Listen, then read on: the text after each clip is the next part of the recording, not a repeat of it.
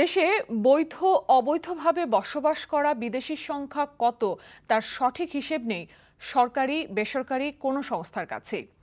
সংসদে স্বরাষ্ট্রমন্ত্রীর দেওয়া তথ্য, বিদেশিদের ওয়ার্ক পারমিট দেওয়ার কর্তৃপক্ষ আর বাংলাদেশ ব্যাংকের হিসেবে রয়েছে যথেষ্ট গরমিল।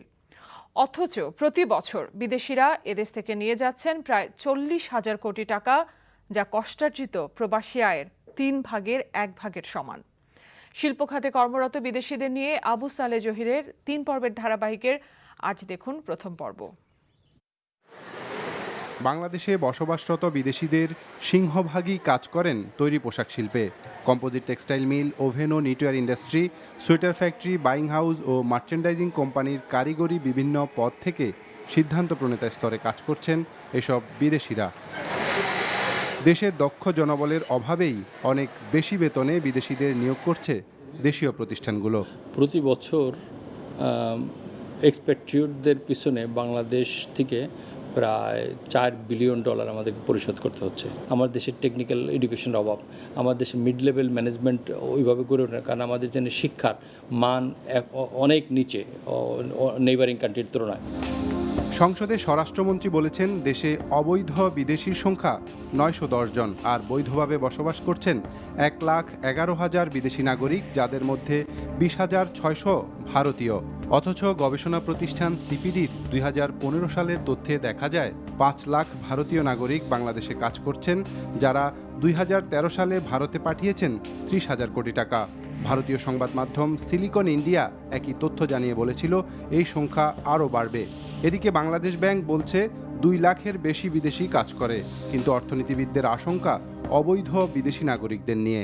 বৈধভাবে যারা কাজ করছেন, পারমিট নিয়ে এসেছেন, বিভিন্ন সেক্টরে কাজ করছেন, তাদের চাইতে অবৈধভাবে যারা কাজ করছেন বিভিন্ন ধরনের ভিসায় এসে, সেই পরিমাণটা অনেক বেশি হবে বলে আমরা ধারণা করছি।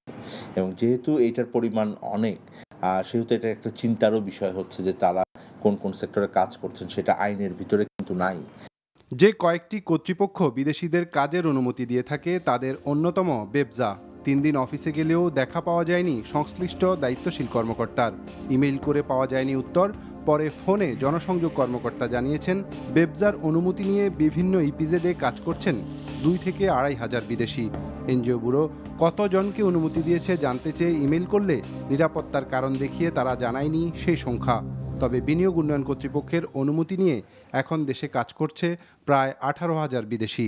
ওয়ার্ক পারমিটের মেয়াদ উত্তীর্ণ হওয়ার পর কেউ যদি এই ধরনের অবস্থান করে, তাহলে ওই প্রতিষ্ঠানই লায়াবেল হবে। এইভাবে তথ্য আমাদের কাছে নেই যে এইখান থেকে যারা ওয়ার্ক পারমিট নিয়েছে, ওয়ার্ক পারমিটের মেয়াদ শেষ হওয়ার পরও তারা এদেশে অবৈধভাবে অবস্থান করছে।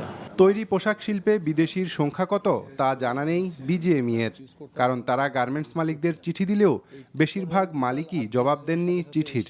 আমার একজ্যাক্ট স্ট্যাটিস্টিক্স নাই, তবে অ্যাটলিস্ট 4-5 হাজার লোক কাজ করে। কেউ কেউ আছে হয়তো সরাসরি ফ্যাক্টরিতে কাজ করছে না, কিন্তু এখানে যে বিভিন্ন বাইরের লিয়াজো অফিস আছে সেখানে টেকনিক্যাল এক্সপার্ট হিসেবে কাজ করছে। বিদেশিদের বাংলাদেশে আসার জন্য ভিসা দিয়ে থাকে পররাষ্ট্র মন্ত্রণালয়, আর তারা কতদিন থাকছে, কি করছে সেসব দেখার দায়িত্ব স্বরাষ্ট্র মন্ত্রণালয়ের।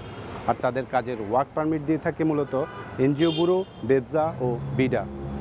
অথচ সর্বমোট কতজন বিদেশি এদেশে আছে, তারা কত টাকা আয় করছে, সে টাকা কিভাবে বিদেশে পাঠাচ্ছে তার সঠিক হিসাব না থাকার ফলে পর্যবেক্ষকরা মনে করেন রাষ্ট্র যেমন বিপুল পরিমাণ রাজস্ব হারাচ্ছে, তেমনি অরক্ষিত থাকছে নিরাপত্তাজনিত নজরদারিও।